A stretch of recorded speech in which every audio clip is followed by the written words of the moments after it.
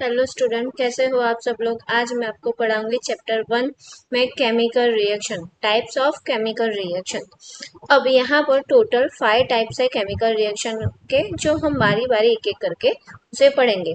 We have learned in class 9 during a chemical reaction atom of one element do not change into those of another element। हमने class 9 में पढ़ा था कि कोई भी chemical अगर रिएक्शन कर रहा है या तो रिएक्ट कर रहा है एटम मतलब कि एक एलिमेंट से, तो यहाँ पर कोई भी एलिमेंट नहीं चेंज होगा और सेकेंड वाले एलिमेंट के साथ। nor do atom disappear from the mixture and appear from the elsewhere. Actually, the chemical reaction involve the breaking and the making a bond between the atom produce a new substance। अब यहाँ पर क्या बोल रहे हैं कि chemical कैसे बन रहा है। तो कोई भी केमिकल रिएक्शन जब भी बनता है तो वहां पर जो केमिकल के बॉन्ड होते हैं वो क्या हो गए, ब्रेक हो गए, मतलब कि टूट जाएंगे। और दोनों मतलब कि केमिकल टूट कर एक नया ही क्या बनाएंगे, सब्सटेंस बनाएंगे। You will study about the type of a bond form between the atom in the chapter 3 and 4। हमने स्टैंडर्ड 9 में देखा ही था कि चैप्टर 3 और 4 में हमने एटम्स के बारे में पढ़ा है और एलिमेंट्स के बारे में पढ़ा है। फर्स्ट टाइप है कॉम्बिनेशन रिएक्शन। अब कॉम्बिनेशन रिएक्शन में हमें क्या करना है, ये एक्टिविटी आईएमपी है। Take a small amount of a calcium oxide, हमें क्या लेना है, कैल्शियम ऑक्साइड लेना है, या तो आप उसे क्विक लाइम भी बोल सकते हो। स्लोली ऐड वाटर, मतलब कि बीकर के अंदर आपको स्मॉल अमाउंट में कैल्शियम ऑक्साइड या तो और क्विक लाइम उसके अंदर ऐड करो और धीरे धीरे आपको पानी को ऐड करना है। Touch the beaker as the show in the figure, फिर आपको बीकर को टच करके देखना है। Do you feel any change in the temperature, क्या आपको वहां पर कोई टेम्परेचर चेंज होता हुआ नजर आ रहा है। हाँ, वहां पर क्या होगा, हीट जनरेट होती हुई नजर आएगी। Calcium oxide react vigorously with the water to produce the sulphide calcium hydroxide and the releasing a large amount of a heat. जैसे ही आप कैल्शियम ऑक्साइड के अंदर मतलब कि कैल्शियम ऑक्साइड के अंदर आप पानी ऐड करोगे तो वहां पर धीरे धीरे क्या होगा, हीट जनरेट होगी और ऑलमोस्ट क्या हो जाएगी, वो हीट जनरेट होकर लार्ज अमाउंट में हीट प्रोड्यूस हो जाएगी। कैल्शियम ऑक्साइड का केमिकल फॉर्मूला क्या है, CaO सॉलिड। यहाँ पर S लिखा है, इसका मतलब क्या है, सॉलिड। क्विक लाइम भी आप उसे बोल सकते हो। हमने उसमें क्या ऐड किया था, पानी, जो एक लिक्विड है वो क्या बना, CaOH2, मतलब कि एक्वियस फॉर्म में बना। यहाँ पर आपको बबल्स नजर आ रहे हैं, तो वो क्या, कौन सा फॉर्म हुआ, एक्वियस, जिसे हम क्या बोलेंगे, सल्फाइड प्लस हीट भी जनरेट हुई थी। In this reaction the calcium oxide and the water combine to form a single product. अब यहाँ पर क्या बोल रहे हैं कि हमने सिर्फ एक मतलब कि दो प्रोडक्ट लिए थे, कैल्शियम कैल्शियम ऑक्साइड और वाटर, मतलब कि कैल्शियम ऑक्साइड और वाटर। अब जब रिएक्शन हुआ तो वहां पर प्रोडक्ट कितने मिले, हमें सिर्फ एक ही मिला। कौन सा, सल्फाइड, या तो आप कैल्शियम हाइड्रोक्साइड भी उसे बोल सकते हो। Such a reaction which as a single product form from a two more reactant known as a combination reaction. अब ये जो दो लाइन है वो आपके लिए आईएमपी है, क्योंकि वो डिफाइंड है। क्या बोल रहे हैं कि अगर आपके पास दो केमिकल रिएक्ट है, मतलब कि दो केमिकल एलिमेंट है और वो केमिकल रिएक्शन करके एक ही प्रोडक्ट बनाते हैं, तो उसे हम क्या बोलेंगे, कॉम्बिनेशन रिएक्शन बोलेंगे। आगे let us discuss the some more example of combination reaction. और भी हमें कोई एग्जाम्पल कई एग्जाम्पल देखने हैं कॉम्बिनेशन रिएक्शन के। बर्निंग ऑफ कोल, मतलब कि जब भी आप कोयला जला रहे हो तब C+O2 क्या बनेगा, CO2, मतलब कि यहाँ पर भी आपको दो क्या मिले हैं, कार्बन और ऑक्सीजन, तो वो दोनों ही मतलब कि यहाँ पर रिएक्टर मिलजुल कर रिएक्शन करके यहाँ पर क्या बना, एक प्रोडक्ट बना है। Formation of water H2 gas और O2 गैस, मतलब कि आपके पास H2 गैस है और वो O2 गैस है, तो वो दोनों केमिकल रिएक्शन करके क्या बन जाएंगे, H2O, मतलब कि लिक्विड पानी। In the simple language we can say that when the two or more substance combine to form a single product, मतलब कि हम सिंपल लैंग्वेज में ये बोल सकते हैं कि अगर आपके पास दो और दो से ज्यादा सब्सटेंस है और वो कंबाइन होकर क्या बनाते हैं, सिर्फ एक ही प्रोडक्ट बनाते हैं, the reaction are called the combination reaction, तो उस रिएक्शन को हम क्या बोलेंगे, कॉम्बिनेशन रिएक्शन बोलेंगे। इन द एक्टिविटी 1.4, अभी जो हमने एक्टिविटी पढ़ी उसके उसके पर से we also observe that the large amount of heat evolve मतलब कि उसमें से हमें क्या जनरेट होता हुआ नजर आया, बहुत सारी अमाउंट में हीट जनरेट हुई। This make a reaction mixture warm, और वो मिक्सचर क्या बन गया, वार्म बन गया। Reaction in which heat is release along the formation of a product called a exothermic chemical reaction.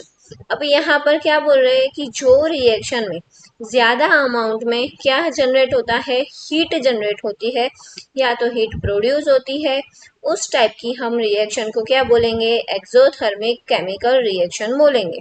अब कई बार एग्जाम में एक्सोथर्मिक और एंडोथर्मिक की डिफाइन भी आती है या तो डिफरेंस भी आता है। Other example of exothermic reaction, burning of natural gas, मतलब कि मीथेन है तो वो जब भी मतलब कि बर्न होता है तो उसमें से नेचुरल गैस बनता है, तो वो भी रिएक्शन कैसी है, एक्सोथर्मिक की है। CH4 plus O2, CO2 plus 2H2O, तो ये वाली जो रिएक्शन है वो किसकी है, एक्सोथर्मिक रिएक्शन की है। सेकेंड एक इक्वेशन, मतलब कि एक्सोथर्मिक रिएक्शन का एग्जांपल याद रखना है, रेस्पिरेशन इज एक्सोथर्मिक प्रोसेस। क्या हम जो रेस्पिरेशन कर रहे हैं वो एक्सोथर्मिक प्रोसेस है कि नहीं। We all know that we need energy to stay alive, मतलब कि हम सबको पता है कि अगर हमें जिंदा रहना है तो हमारी बॉडी में सबसे ज्यादा क्या चाहिए, एनर्जी चाहिए। We get this energy from the food we eat, मतलब कि वो एनर्जी हमें कहाँ से मिलती है, जब भी हम खाना खाते हैं उसमें से। During a digestion food is a broken down in the simple substance, मतलब कि जब भी हम खाना खाते हैं तो फूड के पार्टिकल्स क्या हो जाते हैं, छोटे छोटे अमाउंट में ब्रेक हो जाते हैं और उसे हमारी बॉडी कन्वर्ट कर देती है सिंपल फॉर्म में। फॉर द एग्जाम्पल, अगर आपने खाया है rice, potatoes, bread contain carbohydrates, उसके अंदर क्या होता है, कार्बोहाइड्रेट होता है। This carbohydrates are the broken down to form a glucose, तो वो कार्बोहाइड्रेट कन्वर्ट हो जाता है ग्लूकोज के अंदर। This glucose combine with oxygen in the cell of our body and provide the energy. वही ग्लूकोज हमारी बॉडी के अंदर क्या करता है, ऑक्सीजन के साथ कंबाइन होता है और हमारी बॉडी को प्रोवाइड करता है energy.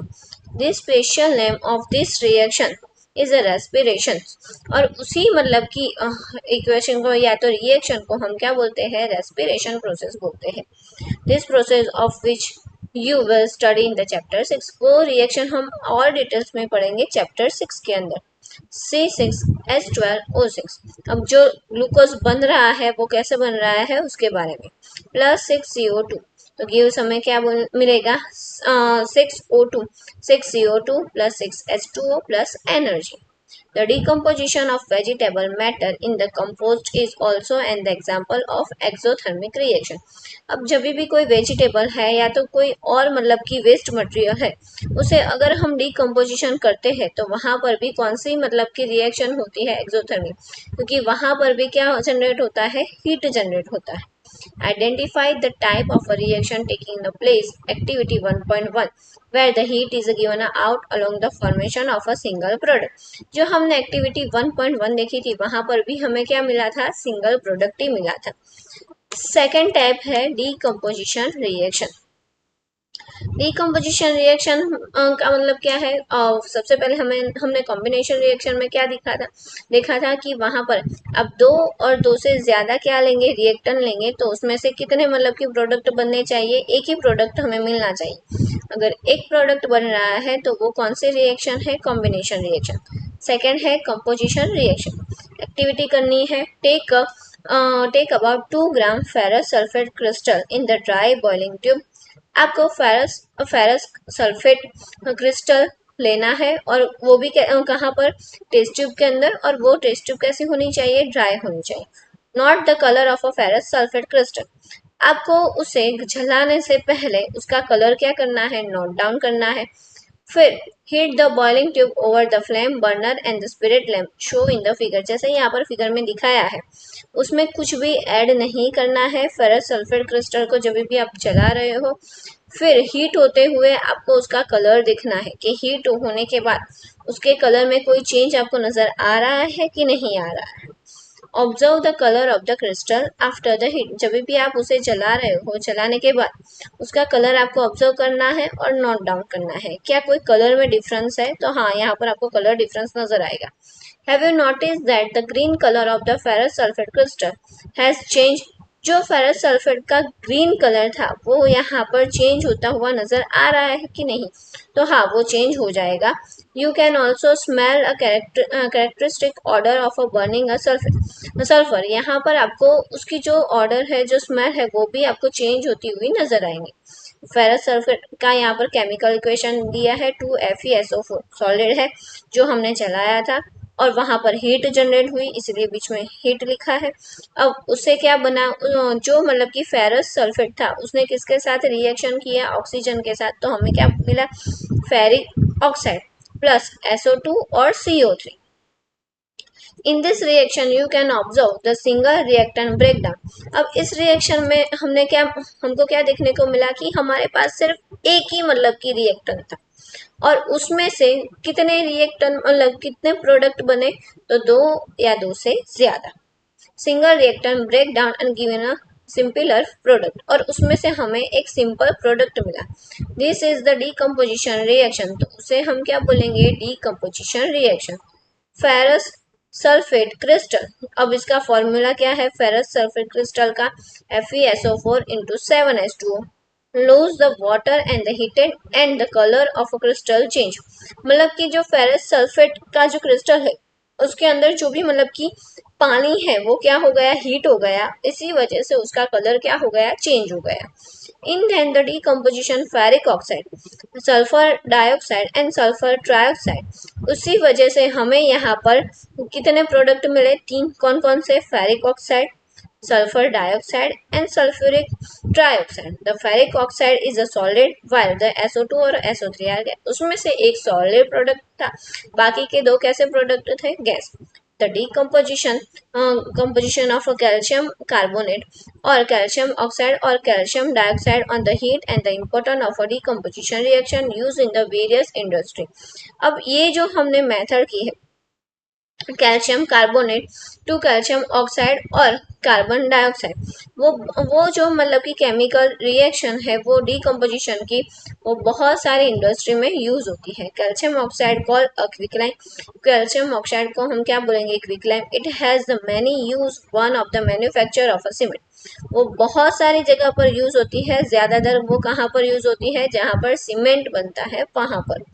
When the decomposition reaction is carried out by the heating, it's called a thermal decomposure। मतलब कि यहाँ पर decomposition reaction क्या कर रही है, हीट को आउट कर रही है, इसी वजह से हम उसे क्या बोलेंगे, थर्मल decomposition बोलेंगे।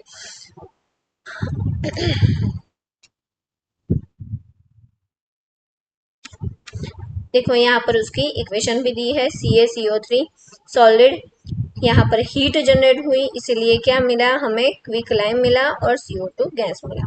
Another example of a thermal decomposition reaction. अब यहाँ पर जो भी ये डीकम्पोजिशन रिएक्शन है ना, उसके तीन टाइप्स है, उसमें से एक हमने पढ़ा थर्मल डीकम्पोजिशन रिएक्शन, और अभी भी मतलब कि उसका एक और एग्जाम्पल पढ़ रहे हैं।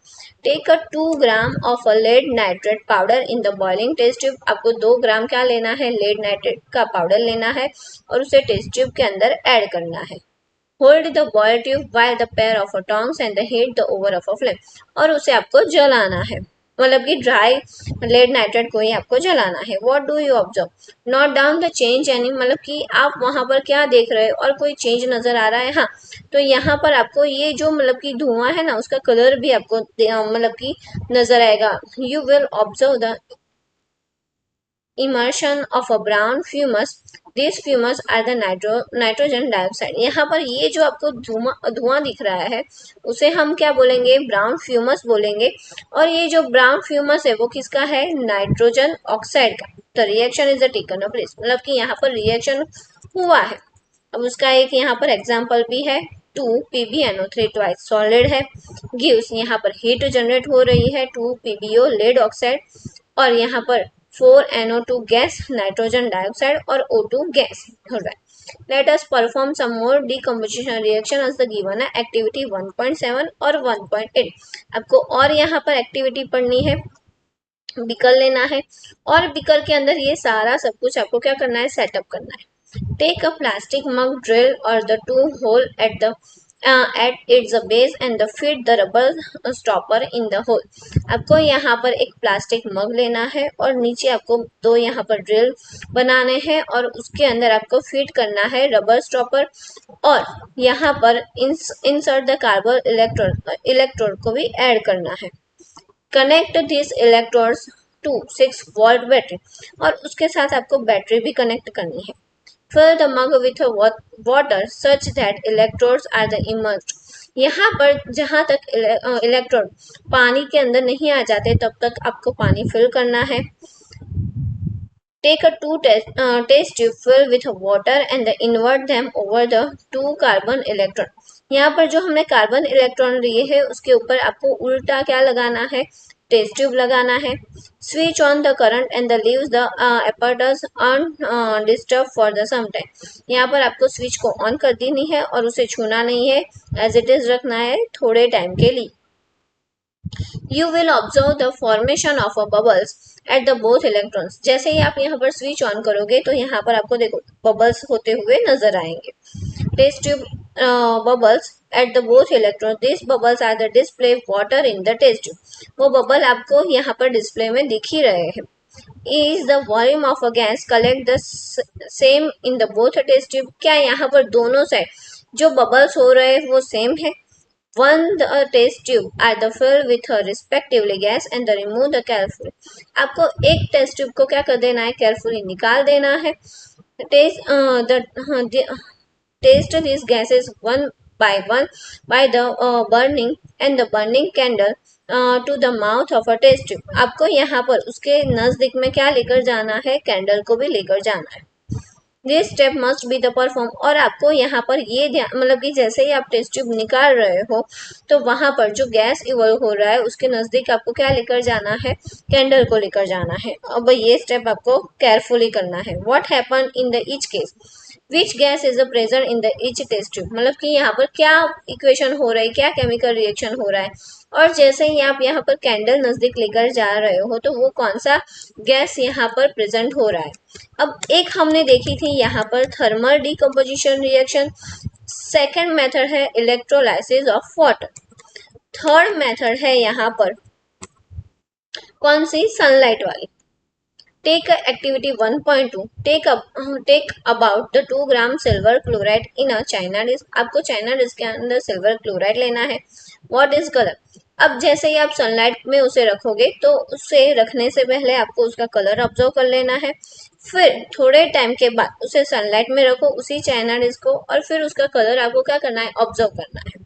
You will see that the white silver chloride turn the gray in the sunlight. जो white silver chloride है वो अगर आपने उसे सनलाइट में रखा है तो वो कौन से कलर का हो जाएगा, ग्रे कलर का. This is the due to the decomposition of a silver chloride into the silver and the chlorine by the light. अब यहाँ पर सिल्वर क्लोराइड ने मतलब कि AgCl ने सनलाइट में जैसे ही हमने रखा तो उसने क्या बना दिया, Ag और Cl को मतलब कि सिल्वर और क्लोराइड दोनों को सेपरेट कर दिया. ऐसे ही आप सिल्वर ब्रोमाइड के साथ भी कर सकते हो और उसमें भी आपको सेम ही रिजल्ट मिलेगा. जैसे ही आप सिल्वर ब्रोमाइड को सनलाइट में रखोगे तो वहां पर Ag और Br दोनों ही आपको जो प्रोडक्ट है वो कैसे नजर आएंगे, सेपरेट होते हुए नजर आएंगे. The above the reaction are the used in the black and the white photography. अब ये जो रिएक्शन है उसमें ब्लैक और व्हाइट फोटोग्राफी में हम यूज करते हैं. What the form of energy is causing a decomposition reaction. कौन कौन सी एनर्जी हमें यहाँ पर देखने को मिली decomposition reaction में, तो 3 टाइप की हमने देखी. We have seen the decomposition reaction require the energy either in the form of a heat. या तो decomposition reaction को आप हीट से भी कर सकते हो, लाइट से भी कर सकते हो, लाइट मतलब कि सनलाइट, और इलेक्ट्रिसिटी से भी आप उसे ब्रेक डाउन कर सकते हो. Down in the reactor, the reaction in which energy absorb the known of a endothermic reaction. अब एंडोथर्मिक रिएक्शन का मतलब क्या है कि कोई भी चीज अगर हीट को यहाँ पर एब्जॉर्ब कर रही है, मतलब कि अगर वहां पर हीट है तो उसे कूल डाउन कर रही है, तो उस रिएक्शन को हम क्या बोलेंगे, एंडोथर्मिक रिएक्शन बोलेंगे. ये आपको याद रखना है. अगर आपको मेरा वीडियो अच्छा लगा है तो मेरे चैनल को सब्सक्राइब करना ना भूलिए और मेरे वीडियो को लाइक ज़रूर कीजिए. Thank you for watching my video.